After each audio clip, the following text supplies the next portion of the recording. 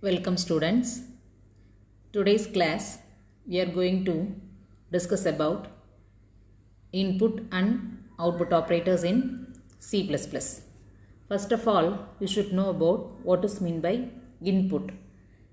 Input means giving some data to the computer is called as an input.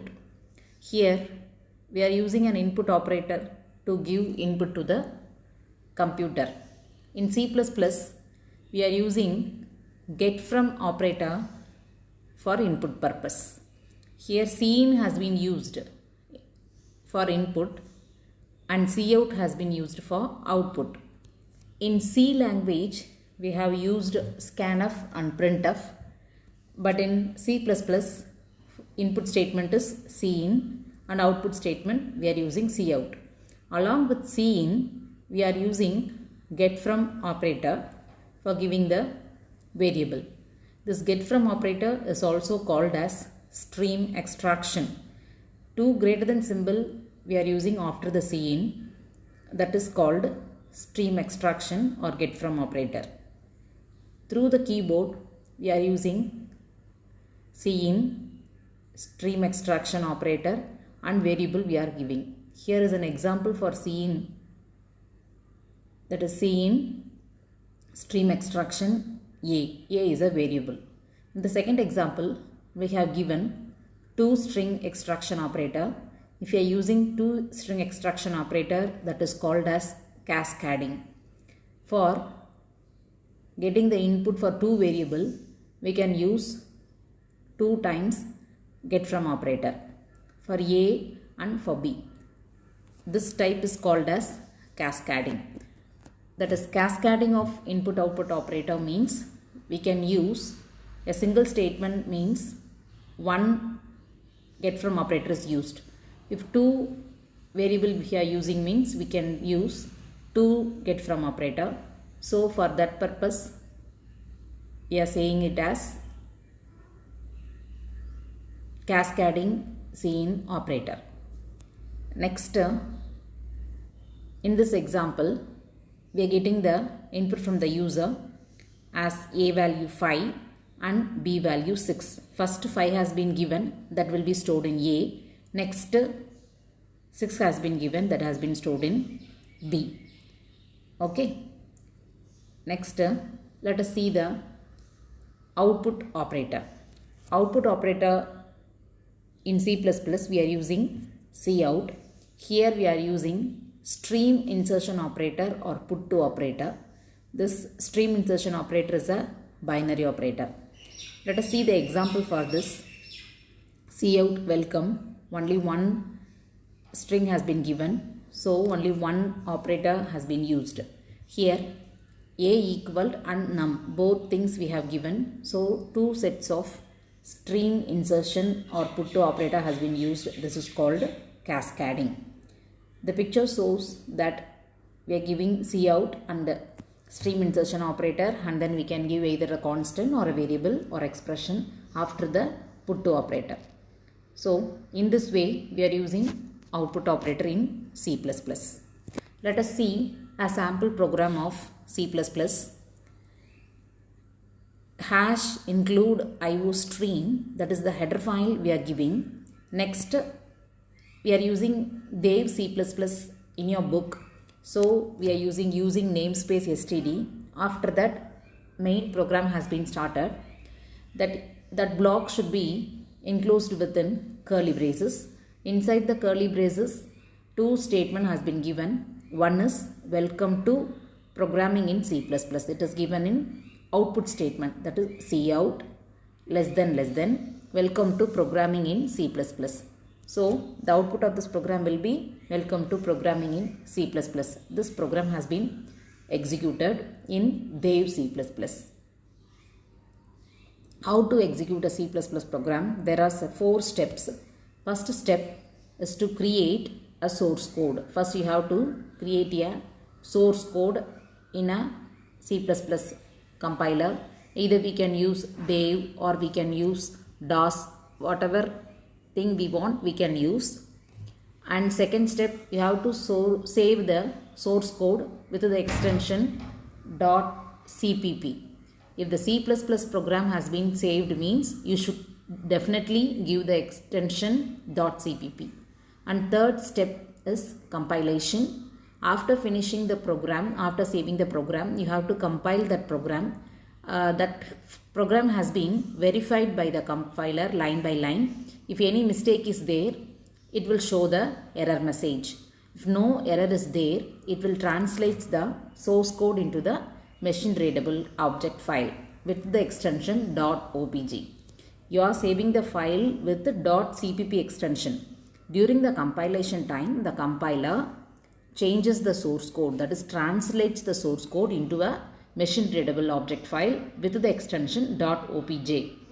And the fourth step is execution. The final step of the C++ program is the execution, that the executable file saves with the extension .exe. Before that it is in .obj. Now it has been stored with the extension .exe file. It has been converted to exe file. Finally, we will get the output. So these are the 4 steps for executing the C++ program.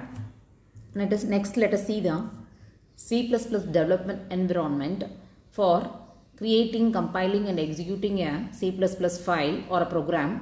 We need an IDE window, integrated development environment, that is available in free of cost. Many compilers has been available. Some of the compilers has been given here. It is in open source. Open source means it is a free of cost. Among the compiler in your book, we are using Dev C++. Here many of the compilers has been given, that is Jenny, CodeBlocks, CodeLite, NetBeans, Digital Mars, Sky IDE, Eclipse. These are the compilers which are available in open source. Among this, we are going to work with Dev C++. This Dev C++ is an open source and it is cross-platform. It has been used in Linux also in an alpha version, and it is a full-featured integrated development environment. This Dev C++ is a full-featured integrated development environment. For downloading this C++, you can use the link, that is http://www.bloodshed.net/dev.devcpp.html. You can use this link for downloading the C++, that is Dev C++. There are steps. After installation of the C++, the Dev C++ icon will be available on the desktop. You have to make a double click on the icon, then the window will be opened like this. After that, second step, you have to give file, new source file, otherwise you can give Ctrl+N. Then the working area will be opened. In that place, you can type your C++ program. After typing, you have to save the program using the command file save or press Ctrl+S. Then the file will be saved with the extension .cpp. By default, it will save it with .cpp. No need to give .cpp when you are saving the program in Dev C++. Next step, you have to execute the program. First you have to compile the program and then run the program. For compiling and running, you can press F11.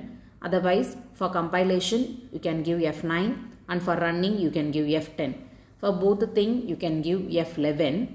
The compiler will check the error. If it is an error, it will show the error in a window. Otherwise, if no error is there, it will show error as 0 and warning 0. Then the program will be compiled. Finally, it will show the output. So this is the output console. After the successful compilation, we will get the output like this. The program which we typed, we are getting the output as welcome to programming in C++. Like this, the output will be coming for the C++ in Dev. In Dev compiler, we have typed a simple C++ program and finally we got the output. So these are the steps for compiling the C++ program. First step, we have to create the file. Second, we have to save the file. Third, we have to compile and run the C++ program. Finally, we are getting the output. If we are typing the program, compilation time, it will show some errors. There are various types of errors available in C++. That is syntax error, semantic error and runtime error. Syntax error means when you are giving a syntax in a program, there may be some grammatical mistakes are there, grammatical rules for creating the syntax in C++. If an error is there, it will show the syntax error. We should follow the grammatical rules for C++. Grammatical rules means it is not like English language. For computer language, there is a separate syntax is available for each and every computer language. You have to follow that compilation. That is grammatical rules. If there is a mistake, then it will show the syntax error.